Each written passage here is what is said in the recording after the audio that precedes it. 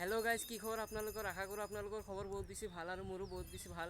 তো আজি মই বহুত এক্সাইটেড হৈ আছোঁ গাইজ, তো কাৰণ আজি হ'ল আমাৰ ঈদ আৰু মই যাই আছোঁ এতিয়া ফুৰিবৰ কাৰণে। আৰু মোৰ লগত আছে মোৰ ফ্ৰেণ্ড বাহাৰুল আৰু ইমৰান। তো এয়া চাওক, এই দুটা হ'ল বাহাৰুল আৰু ইমৰান।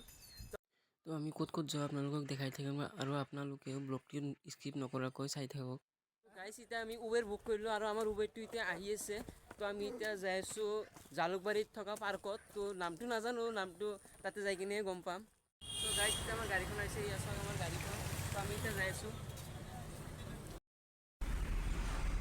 গাইজ, এতিয়া আমি পালোঁ গড়চুক চাৰিআলি। তো গড়চুক চাৰিআলিৰ পৰা আমি চিধা জালুকবাৰীত যাম আৰু তাতে আছে আমাৰ পাৰ্ক। আমি পালোঁ গড়চুক চাৰিআলি।